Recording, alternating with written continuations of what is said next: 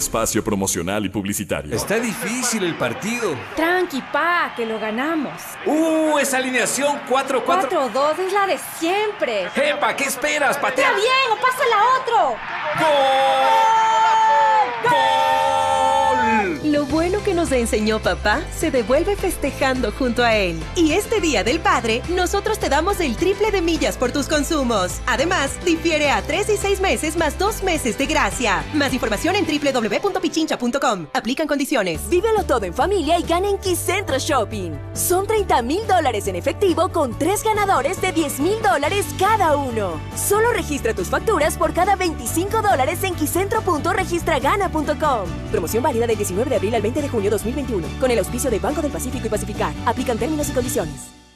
7, 6, 5, 4, 3, 2, 1. Ignition.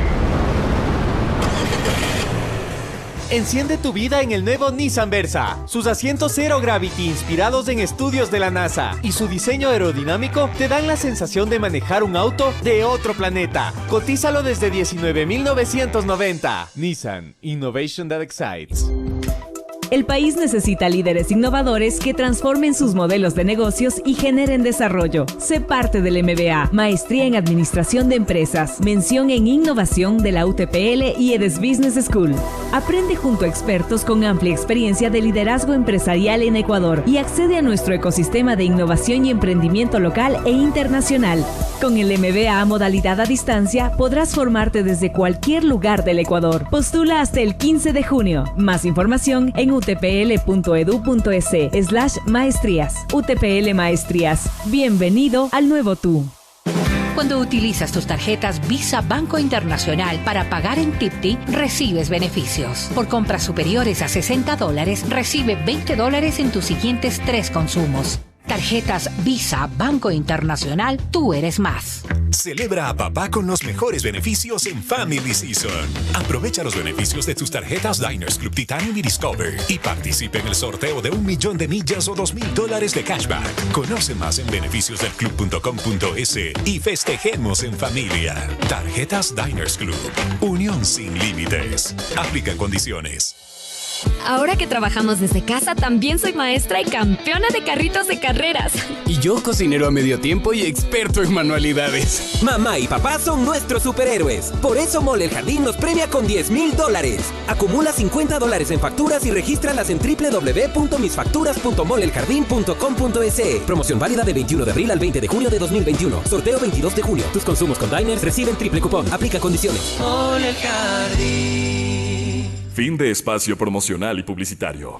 Aportamos contexto a las noticias. Analizamos a fondo la realidad. Usted ve y escucha. La revista de Opinión Democracia. Periodismo de verdad.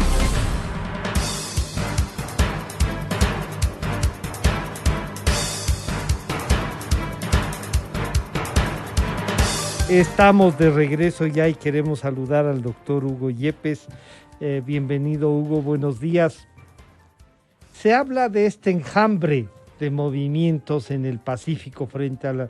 Y claro, algunas gentes comienzan a preguntarse qué nomás podemos interpretar por enjambre, qué representa, qué seguimiento han estado haciendo. Hugo, un saludo virtual, digamos así. Muchas gracias por acompañarnos. Buenos días. Buenos días, Francisco, y muchas gracias por la invitación. Bueno, en general ya todos sabemos, ¿no? El país es sísmico, hay una actividad sísmica natural.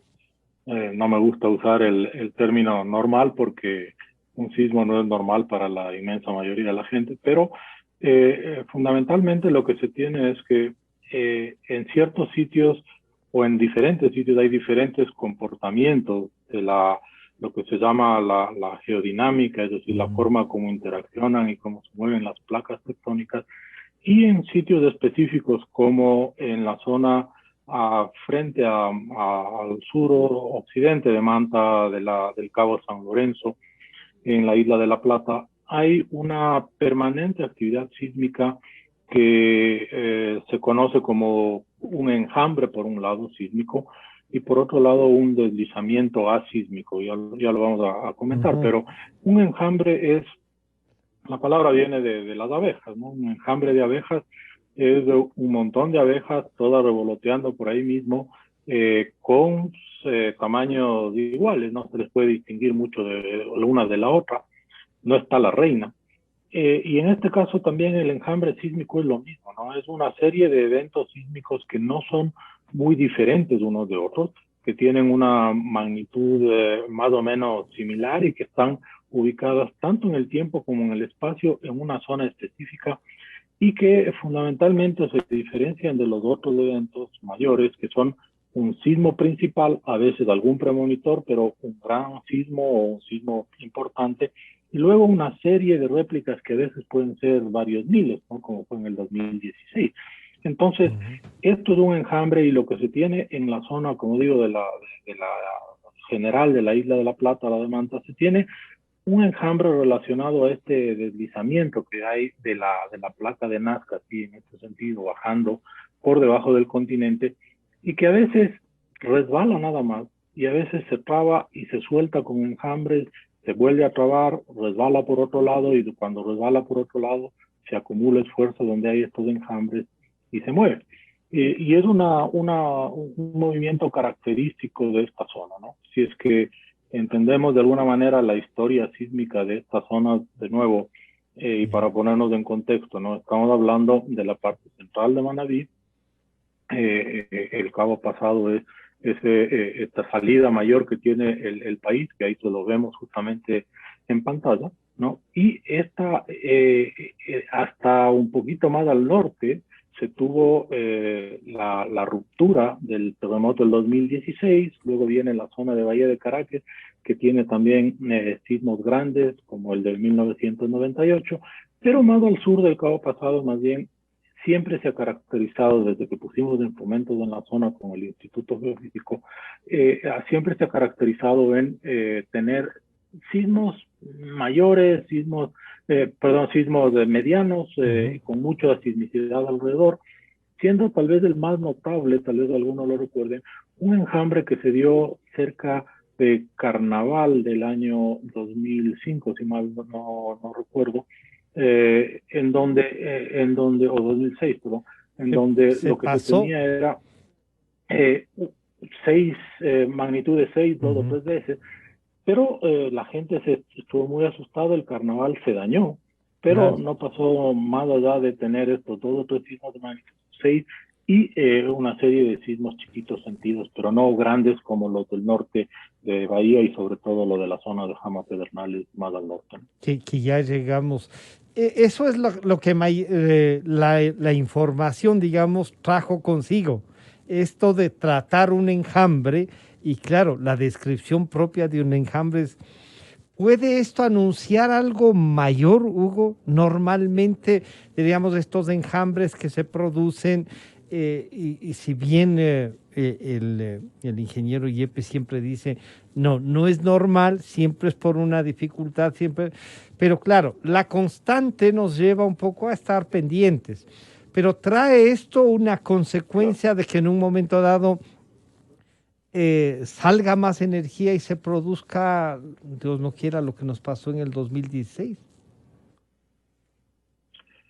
A ver, hay otro instrumento que es muy valioso ahora y que permite un poco responder desde la parte científica esa pregunta, ¿no? Ahora no son solo los sismógrafos con los que trabaja la sismología, sino también estos GPS, ¿no? Todos tenemos, o casi todos tenemos ahora un teléfono y tiene un GPS, y lo que sucede es que ese punto en la Tierra, que es nuestro teléfono, está siendo determinada su posición geográfica por los satélites que ahora circundan la Tierra y que son muchísimos, ¿no? Entonces, con GPS de alta precisión se puede establecer cómo se va deformando el continente cuando la placa de Nazca la empuja, ¿no? Entonces, la subducción es una cosa así, pero esto no resbala, sino que está trabado, entonces se va deformando, sigue deformándose así. Y esta deformación se la puede medir, pero también al medirla en tierra se define, se modela cómo abajo o se está resbalando o se está trabando y se está acumulando energía.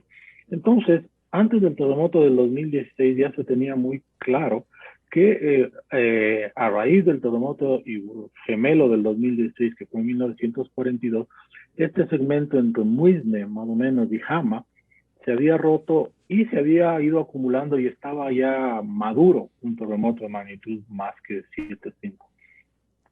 Al sur de Bahía y al sur del Cabo Pasado, en cambio, hay una acumulación pequeña de energía, pero el resto de la energía se va liberando con estos enjambres o con reptación o con movimiento asísmico, que se llama, en donde sí hay un resbalamiento, no hay una deformación como estábamos viendo.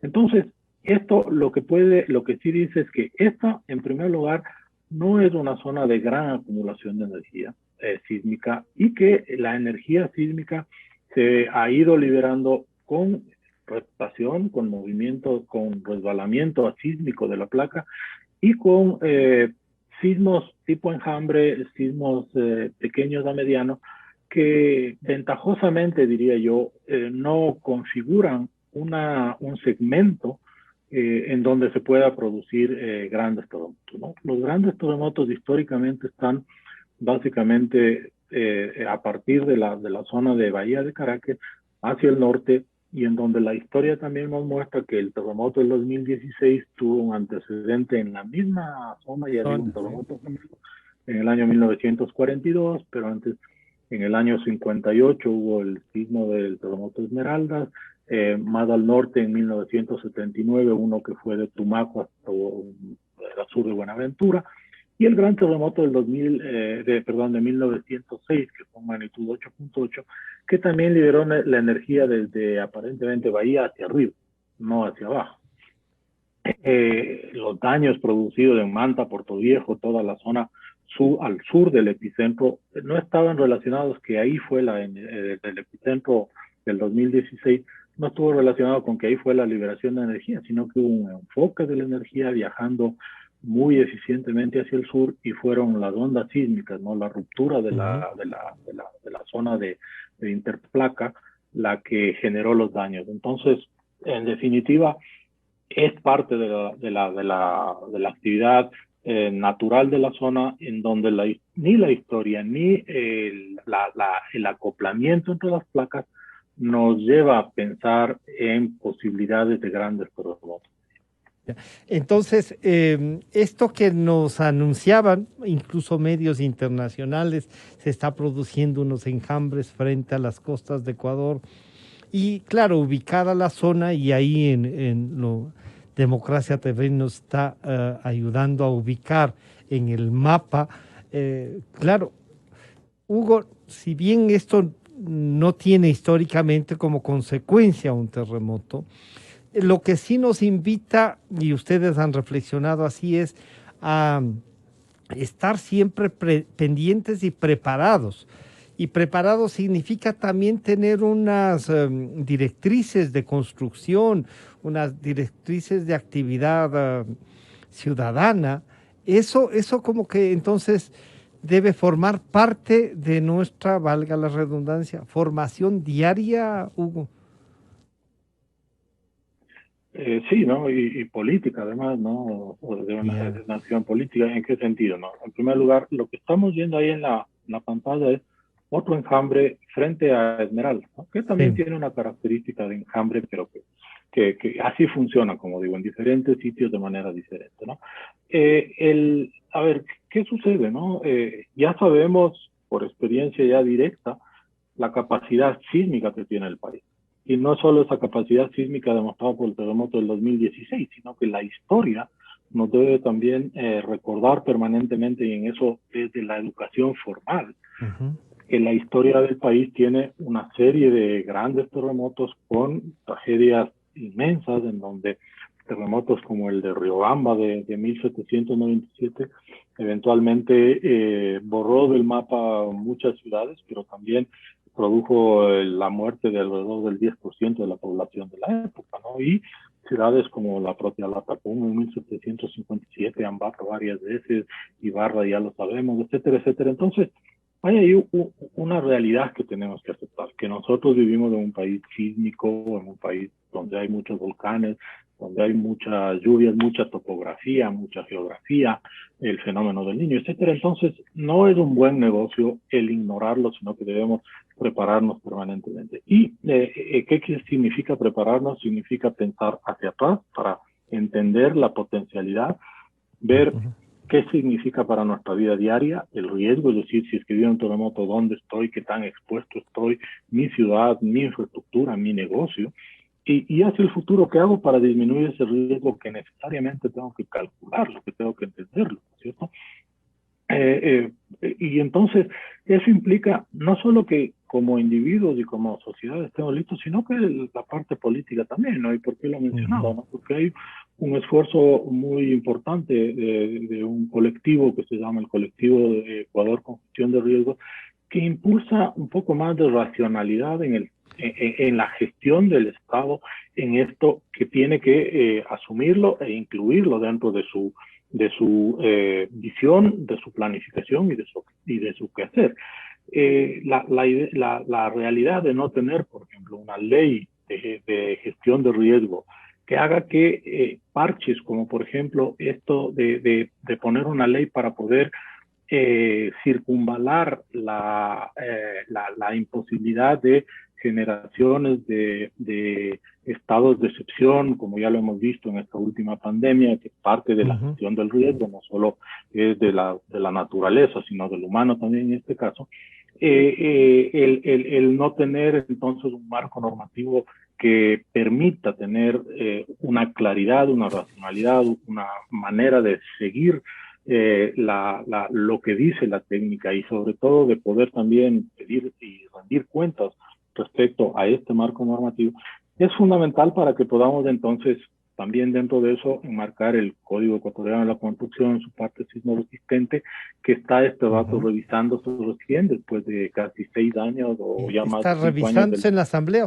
es de los proyectos pendientes. Está este rato definiéndose desde una iniciativa liderada por el MIDUBI, para que toda la comunidad ingenieril y la sismológica, los pocos que estamos también, aportemos para entender cómo se debe construir, pero desde un análisis de qué pasó mal. En el 2016, y de manera muy clara lo digo, por ejemplo en Puerto Viejo y en la zona, poco más allá de la zona epicentral, no fue un terremoto extraordinario, sino fue un terremoto ya establecido en la norma anterior. Sin embargo, los efectos fueron muy graves. ¿Qué pasó ahí? Entonces, de eso hay que reflexionar. Eso es parte de la sociedad, parte de la responsabilidad de la técnica, de los profesionales, de los colegios profesionales, de entenderlo, ya que el Estado en el 2016 lo que hizo es tratar de borrar toda evidencia para que no se vean todos los errores y toda la corrupción relacionada con esa corrupción, y al evitar ese análisis profundo, entonces también seguir en la impunidad de la autoridad. O sea que, como conclusión, Hugo, en lo que nos pasó en el 2016, que hay que trabajarlo, que no nos vuelva a pasar, pero también se alzaron con el santo y la limosna, entonces. Claro, eso es algo que nos debe la academia, un estudio profundo, ¿no? ¿Cuánto influye, ¿no? Manaví en las elecciones, de presidentes y seccionales, pero cómo esta influencia está marcada por el terremoto y la acción política sobre esta zona, ¿no? Entonces, el poder manejar todos los fondos de la reconstrucción, como ya sabemos, se manejaron, de alguna manera marca el futuro del país. Y esto, de nuevo, no se lo analiza y no se lo pone claramente. Pero claro sí, ¿no? Entonces, claro que hay ahí una relación de la gestión de los gobernantes de turno, tanto locales como nacionales, que o pierden o ganan de elecciones respecto a un fenómeno de la naturaleza en donde todavía nosotros estamos pensando que es algo que sí, que debía pasar, que así mismo es.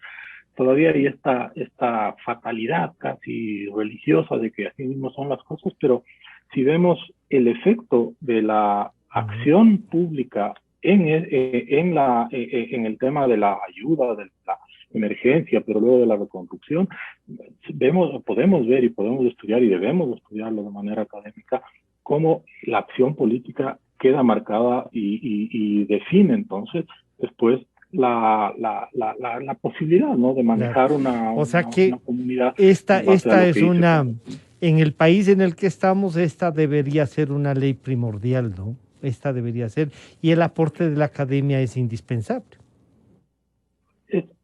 Es primordial, y sobre todo que además es constitucional. La Constitución dice que debe haber esta ley, pero desde el 2008 todos los gobiernos que han pasado nos la siguen debiendo. Entonces, es por eso que ahora, de nuevo, el colectivo está actuando sobre un nuevo Congreso para que también sea parte de las prioridades, ¿no? Porque, de nuevo, no podemos estar únicamente esperando la respuesta humanitaria y lo que se puede hacer, porque no solo tiene consecuencias con la gente y económicas, sino como vemos. Sí, con toda la actividad del país. Hugo, muchísimas gracias por acompañarnos. Estaremos en contacto.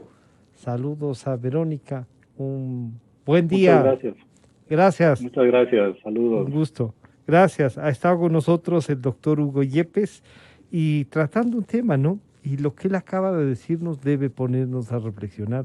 Lo que hacemos con esto de las dificultades naturales tienen también consecuencias políticas, y así lo vivimos como país en Manabí.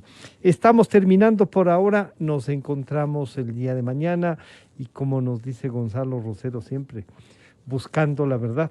Hasta mañana entonces.